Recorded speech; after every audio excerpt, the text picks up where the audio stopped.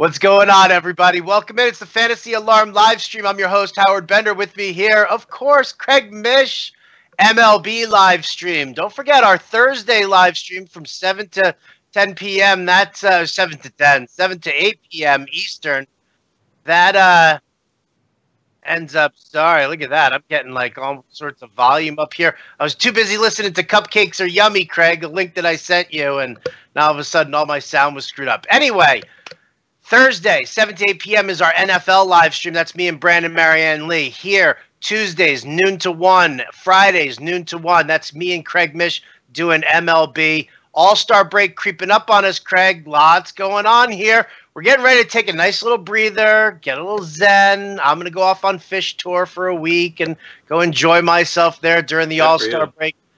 But let's face it, man, we're already here in July. There are hot starts, there are cold starts, not to mention the fact of who's going to let this momentum destroy them, who's not going to let this momentum be broken by the All-Star break. Yeah, it's good to be with you today. I think our last live stream was pretty interesting because we did a live update on the Futures game, and we were kind of running through it, and lo and behold, a couple of hours later, I think it was a day later, we found out that Kyle Tucker was going to get called up for the Astros. So obviously that's a hot name right now in fantasy. By now, if you haven't tried to pick him up, you're pretty much done. But yeah, like it's kind of the time of the year where, you know, in fantasy, it's really interesting because for me, and for you too, because you're in so many leagues, the fantasy season is such a grind where you have to, even with a weekly lineup, it's still a grind. I mean, we're still checking and we want to see what's happening and paying attention. You got the kid every day. Yeah, De Los Santos pitches tonight for Philadelphia. He's like one of their top pitching prospects. You can't sleep on this stuff. But I got to be honest that every year, and now I'll be at, I didn't go to San Diego. So I'm going to D.C. for the All-Star game. So 3 of the last 4 All-Star games I've been there. And I just look forward to shutting down fantasy baseball for a few days. I know maybe that's not the popular thing to say. But honestly, like, I mean, I know Thursday there's one game. I think it's Cubs-Cardinals is the only game that day. But not having Monday, Tuesday, Wednesday, Thursday, as much as I love doing this, it is great to take that break. So, you know, people can still offer me trades. And, you know, certainly I'll look at things that could potentially happen in the second half. You got to always pay attention to that. But it's a real nice breather for those of us who play those leagues. Now, on the other side of it, what I've noticed in the past is that break that comes for all of us, there's going to be an extra 10 or 20% of the people who are playing in season-long leagues who are kind of out of it that don't come back after that point. Right. They just kind of break and they're done. Now, some people say because it's football, I don't buy that. It's still the middle of July. It's just simply because you're in that habit of checking your team every day, and now all of a sudden you're out of the habit, and then you're kind of like, oh, that's right, the game started back up again. I think we've all been guilty of that in the past. But that's a real good time to take advantage. Take your time off for the 3 days, definitely, Monday, Tuesday, Wednesday. And then when things start back up again, I absolutely am all in again on it. And that's what makes the second half fun.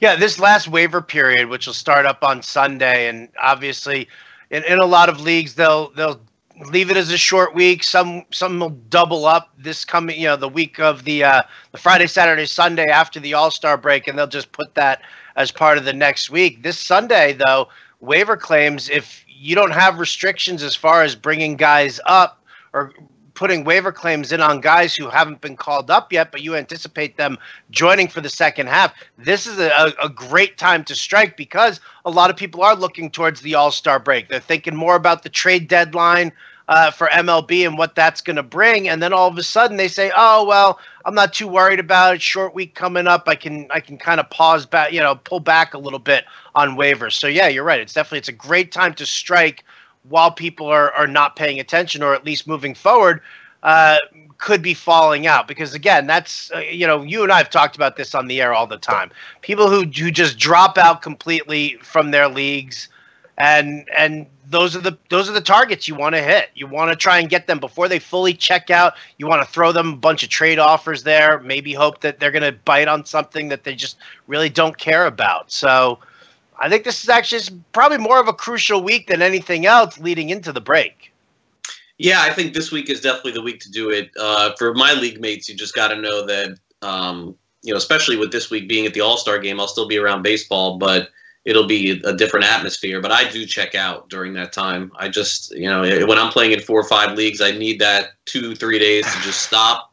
Now, look, a month from now, we'll be talking about a different story why people are dropping out, because people are dropping out because they're getting into fantasy football in August. That I get, yes. But we're still here in July, and to treat this as anything less than a grind, like I'm seeing leagues where I'm still making progress, and I'm climbing, I'm falling in some leagues too. But, that's kind of where we're at. But the month of July is short. We obviously, there are teams that have 2 days off this week, and some that have off next week too. So that's kind of where we're at. All right, well, let's start. Let's get a little specific now. Let's talk about some players. Obviously, once the calendar flips to July, everybody immediately starts looking at the monthly splits of players. This guy had a great April, then he was quiet in May, he piped up in June. Oh, look, he's starting off July super hot. What kind of momentum can he carry into the All-Star break there? So let's talk about some of the hot starts here that we've seen in July. A couple of players have obviously caught your eye. Guys like Goldschmidt, yes. Okay, I love that. Stanton and Judge, the two of those guys really picking it up. That's stuff that you need. That's stuff you expect. You got a couple of names on your list here, though, Craig, that I think a lot of people are overlooking. I'm going to start off with the top 2. I don't really think anybody's really overlooking Brandon Belt. I think there's always been that little bit of skepticism that comes with Brandon Belt because he hasn't been that 20 home run guy that you look at. He's almost been like an Eric Hosmer type with fewer stolen bases. Is what he's been like early on. But, I mean, he starts off the month of July here after a solid June.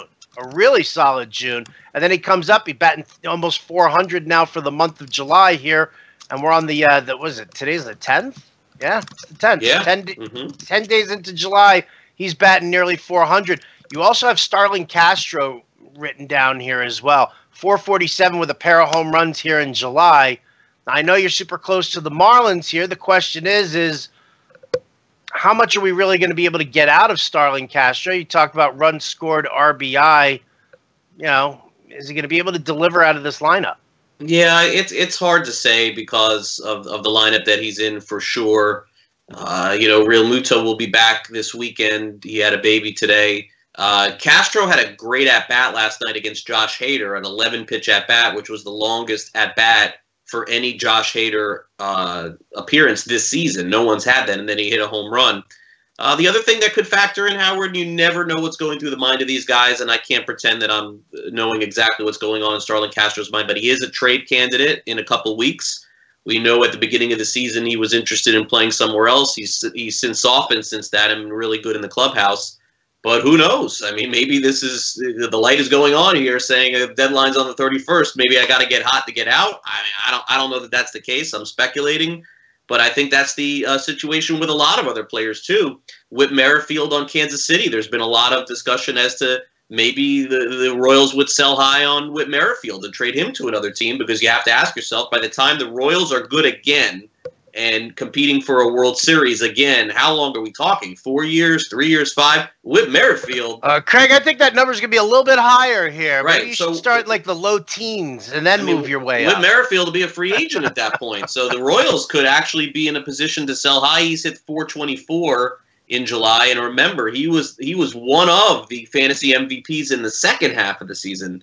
So maybe that's where he's trending again and potentially could get traded also. So I'd be more interested in Merrifield now than I would Castro, because I think that if Merrifield goes to another situation, he would play every day. If Castro went to a situation on a contending team, I think he would play every day, but I'm not certain of that. So, that's something to keep an eye on, but he's definitely playing his way into a position. If you would have told me this 2 weeks ago, I would have said no shot, but he's been one of baseball's hottest hitters.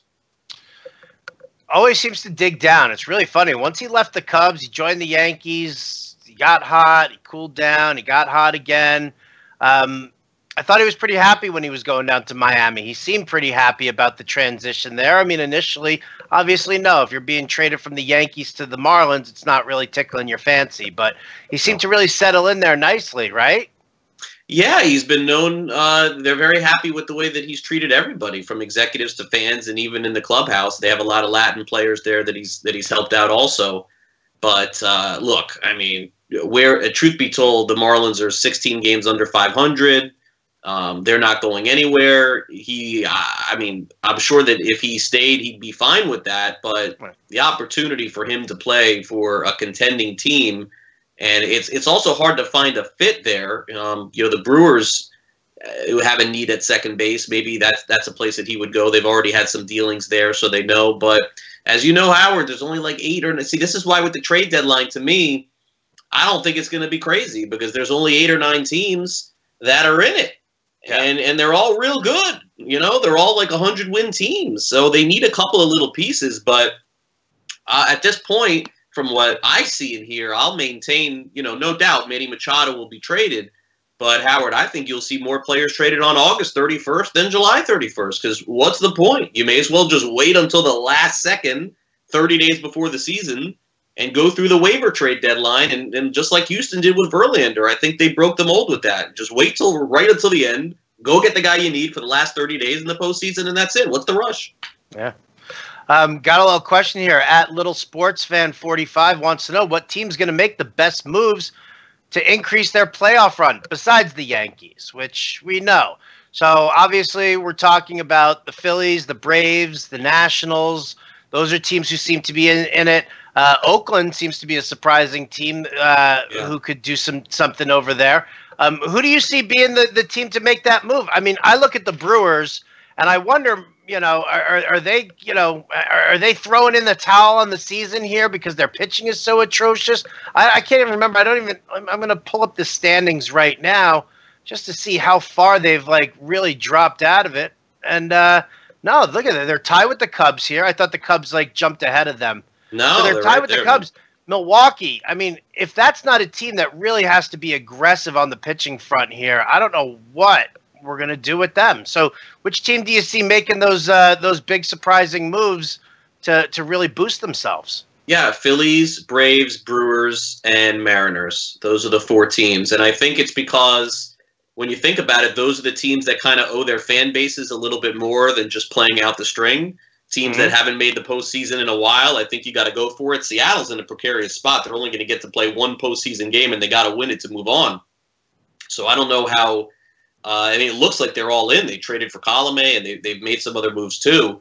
But I mean, to me, Philadelphia is interesting. Atlanta's interesting. I don't know what Washington will do at this point. I think hopefully for them, they'll catch fire at some point when Strasburg comes back, and then they'll have their pitching back together. But, I got to say, I don't see this as a crazy trade deadline. I just don't. I don't see young, great prospects going back to from the Yankees and Red Sox and Indians and Astros and Dodgers. I'm looking at those teams. They got to say, we're in anyway. So why are we going to mortgage the future for the present? And the other thing that you have to ask yourself is, look, Boston and New York feel like they can win a World Series for sure. I'm sure Cleveland does too. But the Astros are still the favorite. And in the end, if you can't go toe-to-toe with Verlander and Cole and Charlie Morton and Lance McCullers and Keuchel, I'm not saying that you need to throw in the towel, but, really, when you put yourself up against that team, do you really have a chance? And I'm sure the Yankees feel they do. And I'm sure Boston feels they do. But are they going to mortgage everything for that chance to get to that point? I mean, I don't know. I just don't see it. But then again, teams will be in a much different position on August 31st because they'll know if they're in or out at that point. And then I think maybe we could see more activity. I think Machado will be traded. I don't know where. I'm not in on that story. But that will be the biggest single fantasy trade I would say and it'll have to be a July 31st trade. Yeah, I agree. All right, well, let's spin it in the fantasy realm here. Jeffrey Groten said he read some Brian Dozier to the Dodgers rumors. Doesn't see him being an everyday guy for the Dodgers. If the Dodgers were to turn around and trade for Brian Dozier, I kind of feel like you would have to play him every day. I mean, who are you going to play? Obviously, Max Muncy is there, and Max Muncy is doing what Max Muncy is doing. I think the real question about Muncy is what's going to happen after the All-Star break. Once he loses that momentum, once they take the breather, whether he gets voted in, whether he doesn't get voted in. If he doesn't get voted in, I could see him playing that second half with a nice chip on his shoulder, which would kind of maintain the value. And then the Dodgers don't need to do something like that. But if Muncy's not a guy upon whom they feel like they can rely 100%, they do bring in a guy like Dozier. I do feel like he would have to play every day. I wouldn't sell him if he went to the Dodgers. Yeah, I don't know. How do you take Muncy out of the lineup? I don't know that answer either. It would seem that Dozier would be insurance, and then the question would be is that how much would LA be willing to give up for Dozier as an insurance option? And Right. if the answer isn't very much, I mean, the pressure is on the Twins here, not the Dodgers. The pressure is on the Twins to get something back for Dozier, who's going to be a free agent. So you could see him moved for not a lot. I mean, that's definitely possible. We know the Twins aren't going to qualify for the postseason. So, while some people say that the pressure is on the good teams to get better, I think it's more on the bad teams to get a return. It's more on Baltimore to get something from Machado. It's Right. more on San Diego at this point to get something back for Brad Hand or Tyson Ross if they make the deal. The Marlins the same with the players that they have. These good teams, again, they're on pace. The Yankees, the Red Sox, the Astros are on pace to win 107 games or 108 games. So, you're sitting there at the deadline and you're like, oh, no, we got to go for it. Well, you already are going for it. You already are going to win 100. I mean, what are you doing? So, Sorry, let me put on my hat for a second here. Let me get that. There we go. Okay. Like Howard, like at the trade deadline, let's say the Yankees got, I'll use an example. Let's say they got Jay Happ, which everyone talks about them getting, who's easily been getting annihilated lately. Let's say they got him. Is Jay Happ the name that's going to put the Yankees over the top in the World Series? No. No. So is Cole Hamels that guy? No, he's not that guy. Is DeGrom that guy? Of course he is. Yes. But see, that's no offense to you, but that's like a bad example. That's the only guy that's out there that's the difference maker in terms of pitching. Right. So if he's not available, hypothetically speaking, on all these other teams, I'm not doing anything. I'm just like, oh, what do you, Nate Eovaldi? Okay, maybe you want to give me him. I'll take a shot with him. You don't want to? Okay, August 31st, I'll check back. I'll go get Dan Straley from Miami and see what he has for the last 30 days of the season, if that is indeed the case. The difference maker for the Yankees and the Red Sox, the difference maker for them is to go after a guy like DeGrom, like possibly even Thor, like going after Blake Snell, even Eovaldi. Yankees had a piece of him and let him go already, Exactly. So no, I don't. And see Blake Snell. Why would Tampa Bay trade Blake Snell? It makes no sense. Well, again, it doesn't make any sense to trade him within the division. I get that. I understand that. But a player of that caliber, anyway, that's the offer you can't refuse. Like that's Cashman digging into the farm system, saying, "I built this farm system up to the point where I can go out there and I can make that kind of an insane offer and get that last piece." Because no, Hamels isn't going to do it. Happ's not going to do it. There are a number of guys who are, Danny Duffy's not going to do it. No. None of these guys are even remote difference makers for the Yankees or the Red Sox. Now, could these teams, any one of those pitchers would be an upgrade for the Brewers. Any one of them. The Brewers have been surprisingly good starting. If you look, their starting numbers have been fantastic, but it's been their bullpen that has really carried them. Really? Chase Anderson's been solid? Zach Davies has been on the DL for how long? I think if you look statistically, the Brewers are near the top as far as starting pitching this year. Don't ask me how; they just are. I'm going to take a look. Take a look. They've been much better than you would think.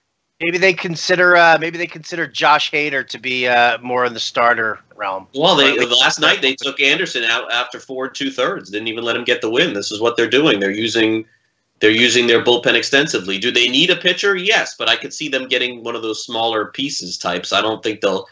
I mean, look. Let's go back to last year for a minute, okay? Oh, even go back in years past. Remember, Howard, those years where Cliff Lee was like a free agent and Roy Halladay, rest in peace. Like those names were hot. And then remember last year, Verlander, Yu Darvish. Like those were game-changing names.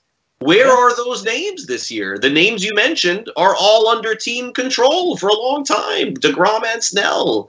You're right; those names are great, but like you're building for the Mets and Rays are still building for the future or whatever, and those are the guys you're going to deal. No, I don't see that now. If after this season, let's use Corey Kluber. If Kluber was a free agent after the year, oh my gosh, like that would be a monster name that's out there that we'd be looking at. Arrieta was that name this past offseason. The Cubs hung on to him because they were obviously playing for a World Series. He's now in Philadelphia, but we just simply don't have the starting pitching names that are game changers that are out there. Charlie Morton's a free agent after the year. Houston's not trading him. They're going for it this year. So right. I don't see it. Yeah. All right, let's see. What do we got going on here all around? Guys, we're broadcasting live on YouTube, Periscope, Twitter, Facebook, everywhere. So get your questions in here. We got a number of comments that we're looking at here. Number one, Keith Giordano wants to say, just statement of fact here that Chris Bryant is the best buy low in fantasy right now. I disagree. Yeah, I'm lukewarm on it. Did he hit a home run yesterday? I don't know if he hit a home run yesterday. Maybe he did. The problem is the consistency from him, and I'm actually really worried about the shoulder. Right. I really am. You talked about that last week. I agree with you. I don't think he's the ultimate buy low. I wouldn't say that. Yeah. Oh, big timer noting that Puig's going to be out for a while. Yay, Yasiel Puig with another oblique issue. Thanks, Yasiel. Fantastic. Yeah, the Dodgers put Muncy into the outfield here and then bring in Dozier. There you go. That's an easy fix. Does Muncy play outfield? Yeah, Muncy plays the outfield. Muncy plays everything. Muncy's the jack of all trades, baby. Okay, so there you go. You just created the situation there. It wasn't me. I got to give credit where credit's due. So big timer. There you go. All right, let's see. Stephen Feely says, get rid of Sonny Gray, addition by subtraction. You will not get any kind of an argument from me on that one there. No, and he won't be in the mix for the postseason with the Yankees. They're going to upgrade something, but to what significance? I don't know. I don't either. Let's see. Wouldn't the Indians have to address their bullpen to contend? Oh, yes, they definitely. Absolutely. They definitely. Somebody just asked me the other day if it was worthwhile to stash Andrew Miller on their bench. I was like, I was kind of lukewarm on the whole thing just because, listen, I don't know what Miller's going to do when he comes back, but he's not going to step in and he's not going to close. And to sit here and to think that he's going to be a dominant force in the middle relief like a Josh Hader is, I don't even know if I can get behind that right now with Andrew Miller. Would you even stash him right now, Craig? It's not an arm injury, right? It's a knee. Is that right? Okay. Mm-hmm. It just depends on the kind of league and format you're in. The Indians have, if I'm not mistaken, Cody Allen, and that's it, right? Everyone else has struggled out of that bullpen for them this year. Horrible. They got Shaw, and they signed him to a pretty lucrative deal. It didn't work out. Assuming Miller comes back, you're right. That's not it. That is a team without a doubt that knows exactly what they need in its bullpen help, and the Indians will get that. How much they'll dive into their farm system, I don't know, but that's an easy identifier. And I think the Braves also. The Braves probably will not go crazy with starting pitching, although Newcomb, we'll talk about him in a minute, hasn't looked as good. I think the Braves will roll out Foltynewicz, Newcomb. Who am I missing? I'm missing here. Tehran, maybe the third or fourth. The Braves kind of are ahead of their schedule in terms of being good. I don't see them making crazy moves at starting pitching, but their bullpen, they'll add a piece or two. You can't be in a 3-3 game and your main guy in the 6th, 7th inning is Winkler or Carl or Minter. They're all young guys, Howard. They're going to have to get some sort of good veteran, like the Washington did with Herrera. Yeah. I got you on that one. I think it's a solid move. Both teams definitely do. Those are the two teams who I see being the biggest contenders for Brad Hand. Yeah, Cleveland and Atlanta, I think so. Yeah. Well, Brad Hand probably not because another lefty like Miller. But I think Atlanta is a great spot for the top bullpen arms. I've heard Philadelphia a little bit, but you know what? Arano, Sir Anthony Dominguez, Tommy Hunter, Pat Neshek, I think they're okay. If they're getting back Ed Dubé Ramos soon. Yeah, also. I don't think that's their biggest need, and the starting pitching's been okay too. They're the ones that could use Machado, or Dozier, That's the. Hey, look, at Kingery at this point, I mean, it's just not working this year. Maybe next year for him, but that's a team that could use a little bit more offense to help Hoskins out. I think their pitching is fine, but I think you hit it right there. The identifier: Cleveland, Atlanta are those two teams with bullpen issues that will make trades. They will. Yeah. What about the Phillies settling back for a Moustakas Merrifield combo right there? They don't need it. They don't need Merrifield, but maybe. End up taking him on as depth. I mean, look, Phillies may be willing to have 2 months of Moustakas over 2 more years of Franco. They may do that deal straight up. And then you park Kingery as your middle, your middle infield depth guy. You got Merrifield at second.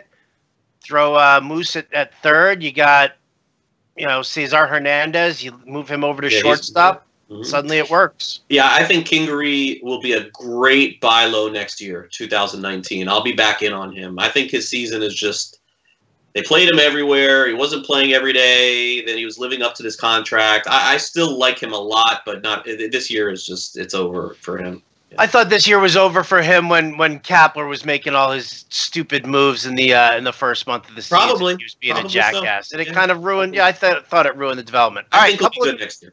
Couple of questions here. Pitching wise, where does Garrett Cole get ranked next year as far as his performance goes? And then also here, Keith also wants to know, will Josh Hader be a starting pitcher next year? And if so, where does he rank in the starting pitchers going into 2019? So here we go. Very interesting situation here, because here are two guys that if you made a trade for right now in your keeper league or your dynasty format, and you were, you were trying to sell the farm in order to get both of these guys back in there, both rock solid potential keepers for next year. So what kind of a value do you put on them for next year? I like the fact of stretching out Josh Hader into being a starter, and I think the Brewers have every intention of doing that. So between those two guys there, I mean, does Cole stay ranked as a top 5 pitcher or as top 7 pitcher here? In baseball, it's tough when you sit there and you look at some of the names that he's going up against here. Yeah, I think there'll still be a few that'll get taken before him. I'll have to look it up, but I think he's a free agent after next year. So that could play in too. When Houston traded for him, he's either a free agent after 2019 or 20. So he'll be pitching for a contract and in a really good spot with Houston. And then I don't know if they'll re-sign him or maybe they'll try to extend him in the offseason. But I still probably... If the season was over today and we were going into next year, I still think that you'd have to put Scherzer number 1. Kluber is definitely ahead of him. There's probably somebody I'm missing, or Severino. Severino. Yeah, he's still in the mix, top 5, top 6. I mean, it's way ahead of where he was this year, but I don't know that I could put him ahead of those guys. I don't think I could. No, I don't think I could either. I like where he's at, but top 10, yes. Top 10 starting pitcher. Yeah. And based on all the winning teams and how they drafted starting pitching this year, yeah, I definitely think that he's worthwhile. They're both targets that I would do. Josh Hader, absolutely. Love the strikeout. I'm not sure what they're going to do with him. I don't know. I'm not sure. Really, you think they keep him in this role? I think it kind of. I don't know, man. I mean, when I was watching Josh Hader pitch in the minors and hearing what the basic plan was, I got the whole get his feet wet in the big leagues, doing this middle relief role, because the Brewers were also, there was talk about them being in contention for Yu Darvish or Jake Arrieta or even Lance Lynn. For that matter, it wasn't until late in the free agency run where they were like, "Yeah, we're good with Chase Anderson and Zach Davies as our 1-2 punch. We're gonna get Jimmy Nelson back. Oh yeah, we're gonna get Jimmy Nelson back. You're not getting Jimmy Nelson back at all, dude. That dude's not coming back until September." So yeah, I don't know. I mean, look, let's assume. I mean, it's really hard to assume, but Chastain has done a really good job for them. But let's assume next year that Jimmy Nelson is there. Beyond, and then Woodruff, I think, is part of their big plans to be in their rotation. The kid they just called up, Corbin Burns, is going to be in their rotation next year. I don't know. I mean, to me, what you're saying does make sense, but I can't sit here and say that with certainty that he'll be a starter. And the other thing is that we still have 70 games left in the season. Let's see what Hader does. Is he going to wear down? Is he going to get better or worse? Like, we really don't know. I'm glad we just don't have to make that decision right now. Over on Facebook, Jeffrey Groten wants to know, with John Gray being optioned, if the Rockies fall off, does John Gray become a name that you want to pay attention to on the trade market? I don't think that they would sell him low. It wouldn't make sense for the Rockies to do that. I think that Gray's a great winter trade. I could definitely see that happening because at this point, he's kind of proven that he can't pitch at altitude like most guys can't. Chad Bettis is a good example of that too. Great at home, bad at home and great on the road. We'll see. I mean, I hate to bring up our old buddy here, Chatwood, but he kind of broke the mold here a little bit. He had such a great year on the road last year, and then look what happened in terms of free agency. So where is Gray's value right now? Yep, there you go. If you're going to talk about Tyler Chatwood, I'm not going to even be able to look at you, Craig. I can't even look at you. Think about that now. Does that hurt players in the future with the Rockies, with seeing Chatwood go and struggle regardless? Man, I really thought John Gray was going to be a star in this league. So I'm going to say that the Rockies would. I did. I thought he'd be great. Oh, you're John Gray, my Tyler Chatwood. We all swing and miss sometimes. I don't have him anywhere, but you know. All right, here's an interesting question. At gasdoc_spit, that's my boy Andy. I think I actually introduced you to Andy at Tout Wars when we were over at Foley's one day. It was the guy I was hanging out with that night. How do you improve your fifth place team when you don't have excess anywhere? That's actually a very interesting thing to talk about here because, I mean, let's face it. If you know that if you're trading, if you got a ton of power, you got great pitching, you can kind of trade off there. What happens if you're sitting in the middle of your pack right now, Craig, and you don't really have the excess? Like, do you short yourself somewhere in order to kind of build up on the other side? Well, maybe what you can do is anticipate who may be traded out of the bullpen and try and pick up backup closers and trade your closers right now to somebody else who needs saves. Like, for example, in a 12-team league, maybe Kirby Yates is not owned of the Padres, and we talked about Brad Hand. Okay, so let me pick up Yates, let me trade Hand, and roll the dice there a little bit to move up, that somebody needs a closer, because I think that he'd be a candidate to be moved. You could try the same thing, although I don't know that he'll be moved with Kyle Barraclough. Maybe I pick up Steckenrider right now, and I trade Barraclough to somebody who needs saves and let them improve, and at least I get that via the waiver wire. But that's not an easy answer without looking at the team and the standings and where you're lacking, where you need to move up. It's it's just not really easy to do. No, it's definitely not. I mean, I tend to when it's me and I'm looking at one of those teams that I have who's just sitting in the middle of the pack. I look at the category where I can move up the best. I like your idea of doing that as far as speculating on some closers and trade somebody for saves and kind of try and add to a surplus there. If you're going to do something like that, if you're going to trade for saves, then what you want to do is or you're going to trade your saves and just take a flyer on some other guys, maybe guys like Yates or Steckenrider. They'll help you with your ratios, sacrifice a little bit in saves for the time being. But then what you're getting in return, I really think you need to focus heavily on one or two categories as opposed to just trying to broaden it out. Like if you're going to trade saves for power, make sure that you're locking down power. Don't even worry about your speed at this point right now. Make sure that you're focusing on your home runs and your RBI. If you see that you're looking up at it in a category like stolen bases and you see that there's only 7 stolen bases that are separating you and the guy who's 4 or 5 points ahead of you, then that's where your focus is. You got to figure out where it's going to be easiest to move up most. Saves and steals always tend to be that category there. But if you're going to have to sacrifice, let's say, saves in order to try and make this plan, you hopefully, do a better job with your WHIP and your ERA Then Exactly. you focus there on the speed. Yeah, and the thing too with speed is that you trade speed, you're not getting it back. So once you start falling in that category, it's almost impossible to replicate. So tough to come back in that, to find it right now. I mean, we're still sitting there. Well, the league leader in stolen bases is sitting at what, 24 right now?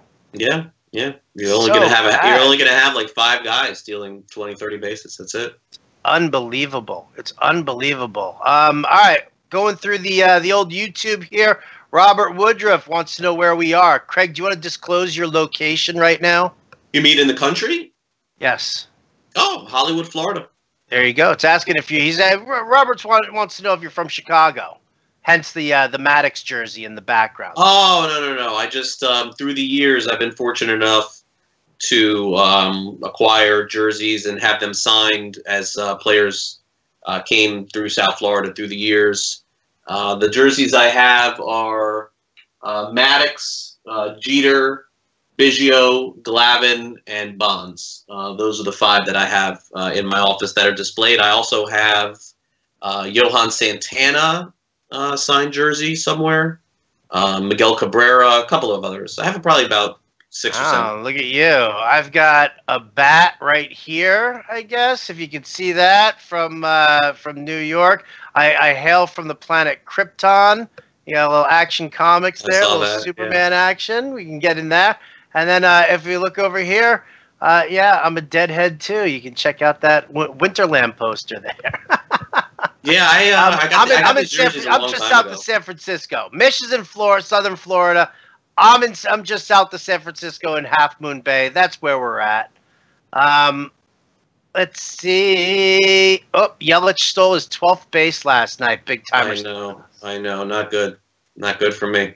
Not good at all. I was rooting against that. Yeah. You know how close this is going to be, this bet? Wow. It's going to be I love it. What did we just bet dinner? Is that what it was? I think so, yeah. He's got to hit 21 for you to win.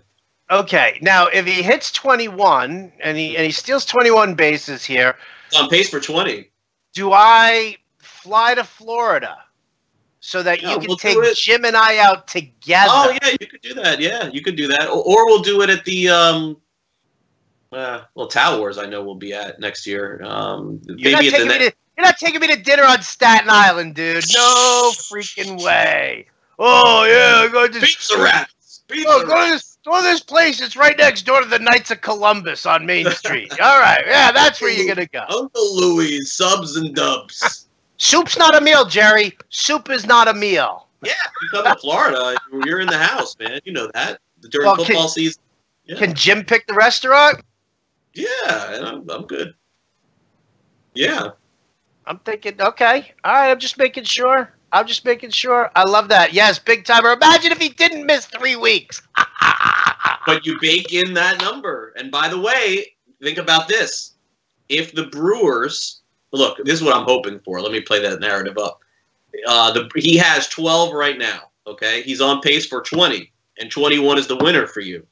The question is, that last week of the season, are the Brewers still playing for it, or are they clinched it? And what kind of playing time will he get? It's going to come down right to the end. No, you know what? They didn't make the move for Yelich and Kane in order to just let them sit out for the last week of the season. If they're out of it, it's embarrassing to them and to their fan base. Oh, yeah. You can snoozy all you want there, baby. Slow down. I saw him last night. I was like, oh, no. Like, it's not good. Not good. Yeah. I don't even want to bring it up to him because it would be bad for me. All right, I'll bring it up on the show today, and that way he can greet you. Jim said he's going to bring it up. Jim said he's going to bring it up when he's. Do not do that. Let's see. Oh, according to Stephen Feely, Tyler Chatwood just walked another batter. Yeah, that was terrible. Yeah, I benched him now in my NL.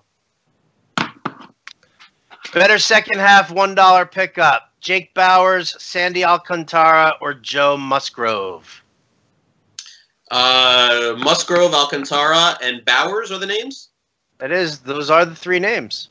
All right, so Musgrove is a no. I mean, it depends on what you need. Of the 2 pitchers, I'll take Sandy, but I think Bowers is probably the best pickup of all 3 players. Okay. Yeah, I mean, listen, he's going to get the regular playing time. They've already told CJ Crone that he's going to have to share first base with him, that Bowers is the future. So I'll go with that. Getting back to what we were talking about here, as we wanted to discuss on the live stream here today, Right. the hot and cold players. We've kind of strayed from that path a little bit. That's fine. Let's continue talking about a couple of hot guys. I always love when Jim says that on the air, and I always get immediate responses when Jim's like, I love hot guys. Yeah, I got it. You love hot guys who are swinging a big pole. I totally understand that, Jim. Okay. So let's talk about. Hayes is watching this one live, by the way. Yo, what's up, Hayes? How are you, buddy? God, Hayes should come into the room here. I want to see Hayes live. Come on, Hayes. He's somewhere in Hollywood, Florida. Hayes, Mish, come on down. Because we're talking about hot baseball players here. Jonathan Scope, Javier Baez. Now, here's the funny thing. So Scope finally turned it around, hitting for the power that we wanted him to hit. For batting 400 with 2 home runs for the month of July right now. Javi Baez, dude, 4 stolen bases this month. 4. Seriously, he's one of the MVPs of fantasy this year.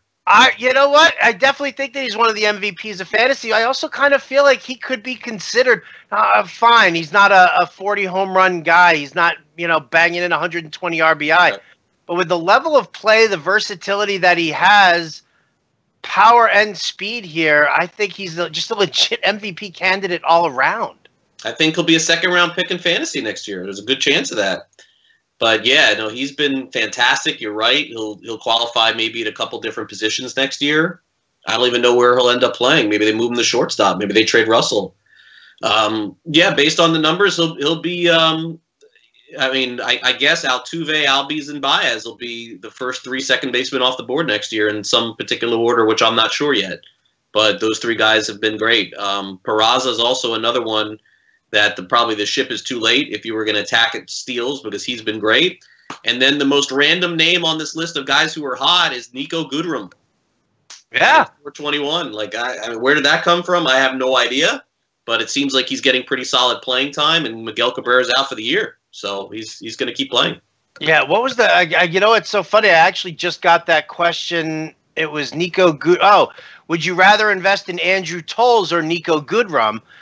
And I said I would much rather go with Goodrum. I know that Puig's going to be out, but they do have Muncy who can maneuver around. Tolles is always going to be a platoon guy, even when Puig does come back, if he does come back. Right. I just don't see Tolles being an everyday player. Nico Goodrum, guy hits for some decent power. He hits in the middle of that order, and he's getting those at-bats. And I think that at this point here, Craig, I think it's probably more important to start getting the guys who are going to see the consistent at-bats. Yeah, you know where he's playing. He's playing every day on a team that's going nowhere, and if anything, he'll get more at-bats if they trade more players potentially. Goodrum's not a trade target, I don't think, for anyone, so I think you're 100% right. Tolles is a short-timer in L.A. one way or the other. Either he'll be a 4th outfielder when they trade for someone, or when Puig comes back, he won't play. So that's it.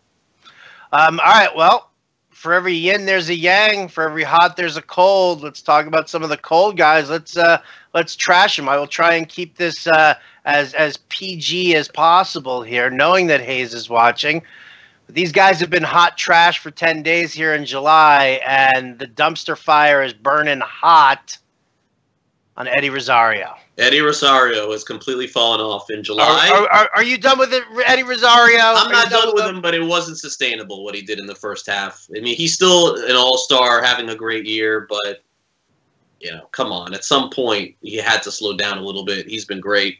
Eric Hosmer batting .091, probably just a month slump at this point, but you knew what you were getting with him. Elvis Andrus, he was hurt most of the year. He's like having an April again now. What are you going to do? He missed basically the whole season and then came back in June, and he's been hitting $188. Kevin Kiermaier just doesn't look right. He just doesn't look right at all. He's batting $129. And, you got him back in your lineup, and he's at the top of the lineup for the Rays. He's just not doing anything. And then Daniel Palka of the White Sox, every time he makes contact, he hits a home run. He just doesn't make contact a lot. Sounds like the entire White Sox team. Yeah. But he hits the ball very hard. He's batting 154. Palka will be an interesting name next year, I think, because he'll be a fourth outfielder or maybe a third outfielder / DH for the White Sox, depending if they make some moves also. But Avisel Garcia, who's been really hot, I think he got hurt again, if I'm not mistaken. Yes, he did. So, yeah, As always. So Palka is back in the lineup playing again. He'll hurt you in batting average, but at the Great Fantasy Invitational, I rolled him out for like a month. He did okay for me, but then I just had to cut bait because, I mean, how many Gallos can you have on your team? He's kind of like a Davidson, Gallo, Chris Davis type where at the end of the season he's going to end up with 23 home runs. He's going to bat 207. Yeah, I had a surplus of corner infield guys in one league. I actually traded Brian Anderson straight up for Palka. It was right before Avi Garcia came back and got hot. So all of a sudden, Palka was seeing a little bit fewer play, a little bit less in the playing time department. Right. But I mean, the home runs, the crappy average, notwithstanding, the home runs though have definitely been better for me than what Anderson's been giving me. Let's talk about pitchers. Now listen, this hot and not list that you've got going on here for the pitchers is hysterical because the three guys that you have listed here on the hot list are three of the most vomitous, disgusting. Yeah. I would never in a million years take a chance on any of these guys in my rotation here. So to me, while they may be hot, this is wasted performance because nobody in their right mind, not even the DFS community, is using these guys. I'm talking Jordan Zimmerman, who you'd never know how many earned runs the dude's going to give up in 3 innings. Ryan Baruki, really? Can we get behind? I don't know anything about him except for the fact he's pitched well. I mean, I never heard his name. And then Dumpster Fires, Mike Fires, great too. Oh. 2 guys on Detroit, right? Yeah, there you go. I mean, does that say it all for you, Craig? 2 guys from Detroit. Are we just looking at them as, hey, this has been a great performance for them? Or are we actually looking at these guys as somebody that you think is usable? Probably not Fires. Baruki, I don't know a lot about. Maybe what we're seeing is real. And Jordan Zimmerman his last good year was probably 2016, maybe. But he did have track record of being a number 2 starter in both reality and fantasy until the wheels fell off for him in Detroit. So, I mean, unlikely, but not impossible that Zimmerman is back to what he was. Maybe he's healthy. I don't know. I'm not sure. And like I said, Baruki's a little bit of a dart throw there, but Fire's probably not. I think you know what he is. Yeah, and I think we know who Jordan Zimmerman is for the most part as well. And Baruki rhymes with Dookie, and that's poop. So I'm not going to get behind it. See, look, I totally kept that clean. That's something mute. No way. Next time you're watching a Blue Jays game with Hayes, I want him to be like, Baruki rhymes with Dookie, and that's poop. Oh, no. Great job. All right, quickly, let's roll through the knots. Sean Newcomb is killing me. Oh, my gosh. In the one league I have him in, I'm counting on him, and he's killing me. 14 ERA, 0-2, 9 walks, 5 strikeouts. Is he getting tired? Maybe. He needs this all-star break.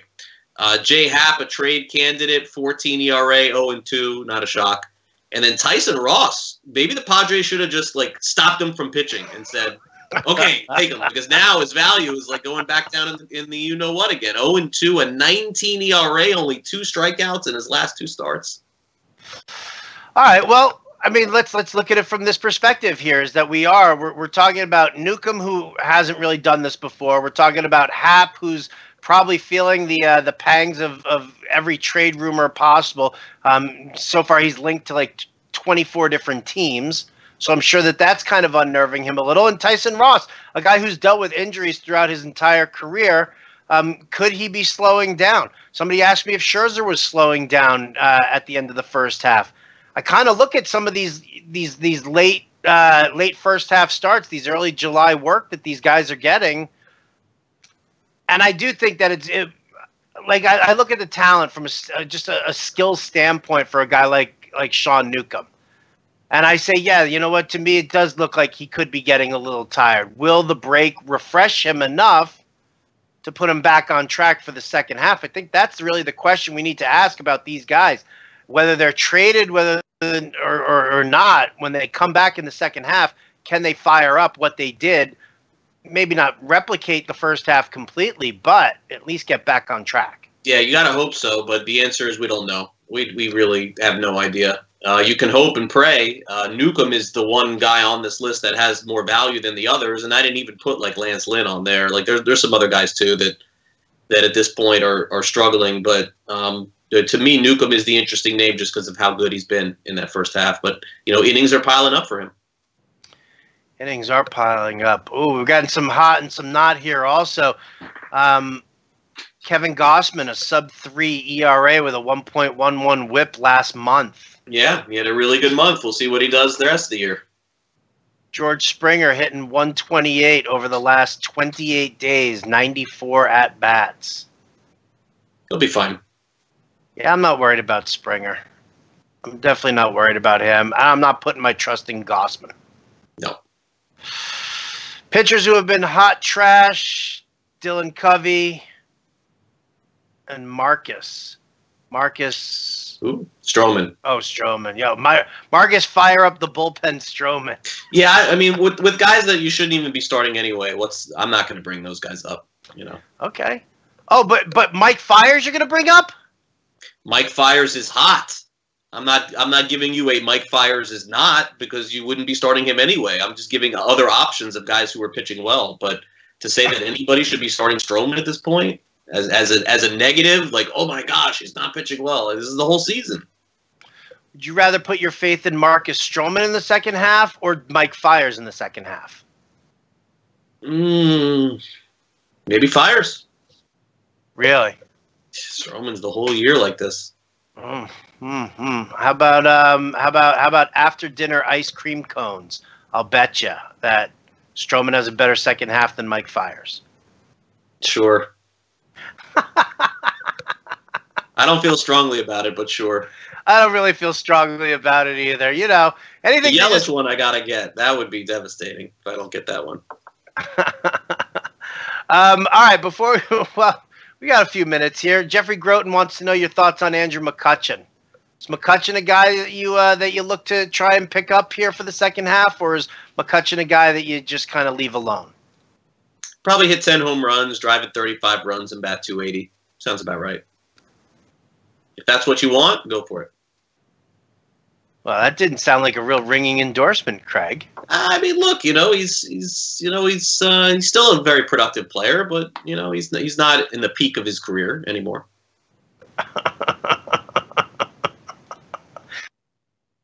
Really, he's not at his peak in his career anymore? No. What a shock! Here we go. The inevitable Brandon Nimmo question. Love Brandon Nimmo. Why is he not on the All-Star team, Craig? Why is Brandon Nimmo? Who is the Mets All-Star? DeGrom? Like this?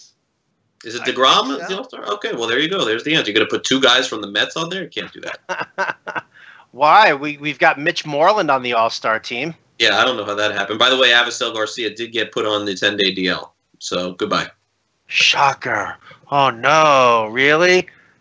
Literally, like, dozens of messages of picking up Avisel Garcia and dropping productive players was driving me absolutely insane over the past week or so. He had a great year last year too, but I know.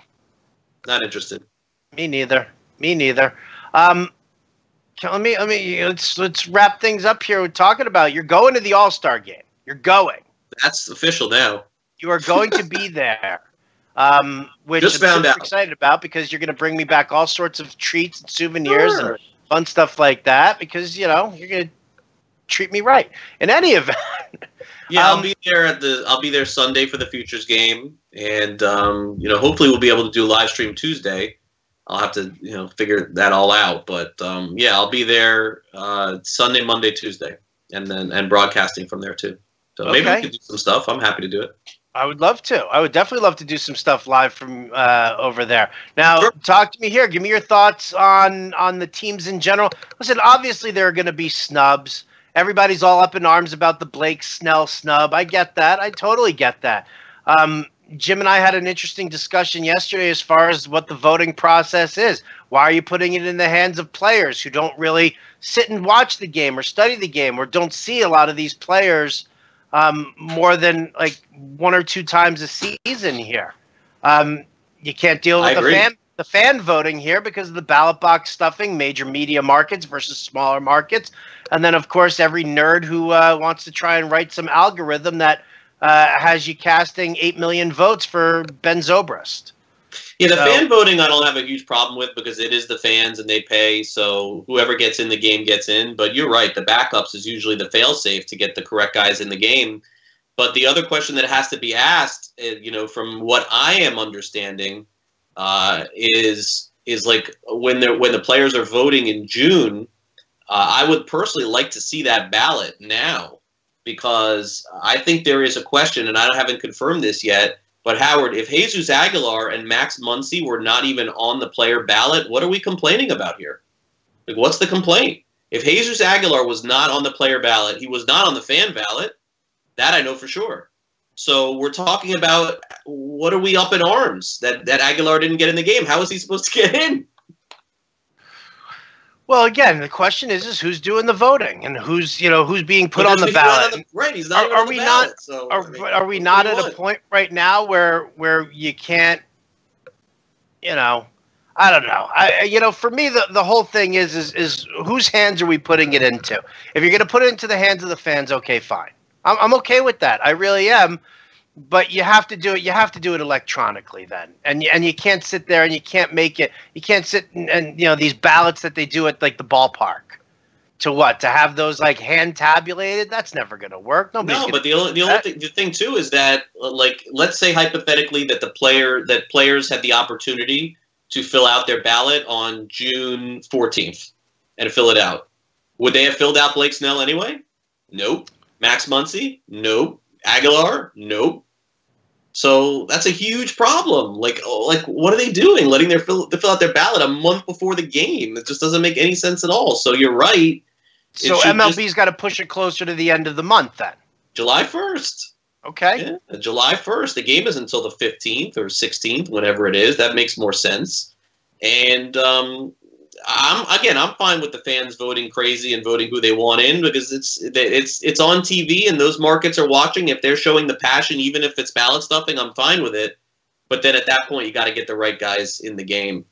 And the players, unfortunately, maybe it wasn't their fault because some guys weren't on the ballot. But how does Yadier Molina not get in that game? How does Salvador Perez get in that game based on his numbers this year? Like it's crazy, but I don't blame anyone for not voting for Blake Snell because they probably didn't even know who he was. Like he's just come on in the last month. He's had a great year, don't get me wrong, but when you're 4-0 or 5-0 in your last 5 starts, the outcry is now because the All-Star game is now. So they'll figure it out. They'll change something. Yeah, I had opined yesterday. Jim didn't really get where I was coming from here, but what if MLB embraced the fantasy community? I agree with that. You do the voting at the end of June. You do it electronically, and who votes? Well, if you won your fantasy league in 2017, then you get a vote for the 2018 All-Star Game because chances are that if you won your league, you know all these players. You're tracking it, and it's not about picking your favorite guys. It's not about loading up on all your Yankees or your Red Sox or your Dodgers. You're looking at a community here who studies the game as a whole, studies players individually, and is actually probably pound for pound the best evaluator for who should be in the All-Star game and who shouldn't be in the All-Star game. And I thought, what a great way to kind of bridge that gap between MLB and the fantasy community. They contracted with ESPN, Yahoo, CBS Sportsline, and like RT Sports. Yeah, I mentioned that on my show Monday morning. I very similar, but not the same. Like I didn't qualify it as you had to win your league. My thing was just put the voting on the fantasy websites and make people who were playing fantasy and having a login on those sites playing to be able to vote. Because if they're showing enough passion to play fantasy baseball, then they should be able to vote. But we think similarly with that. I think the fantasy community would do a great job. Yeah. Jim then started telling me about how Matt Carpenter in points leagues would be voted in. I'm like, no, he wouldn't. Just because he's got too many points in your silly points league. Yeah, people understand how to manipulate leagues. That's not the case. Right. Well, no, I get it. Different than the All-Star. Yes, it is. Yes, it is. All right. That's going to do it for us, guys. Really appreciate you tuning in to the live stream. Maybe you'll get Craig next week live from the All-Star game. Maybe you won't. You'll just get me and a surprise guest. We'll be here Friday. Oh, yeah, we are here Friday. Today's only Tuesday. Oh, look at that. So big thanks to all you guys for tuning in. Big thanks for all the questions that you submitted here. Follow Craig at Craig Mish on Twitter. Follow me at RotoBuzzGuy. Check everything out over at fantasyalarm.com. And then don't forget, guys, we are still offering this. We've extended it through the end, I believe through the end of this week until the All-Star break here. Get the rest of the MLB season, okay, plus the NFL draft guide and the NFL full season. Go to fantasyalarm.com/live25. Use the promo code live25. And that gets you 25% off on our early bird special, which means that all of what I just said to you, $75 right there. And that includes the live chat service on fantasyalarm.com, where you have 12 hours of Fantasy Alarm family members answering all your questions. So big thanks again for tuning in. Big thanks to Craig for being so handsome. Big shout out to Hayes because he's so awesome. And we'll catch you guys on Friday. Thanks so much for tuning in.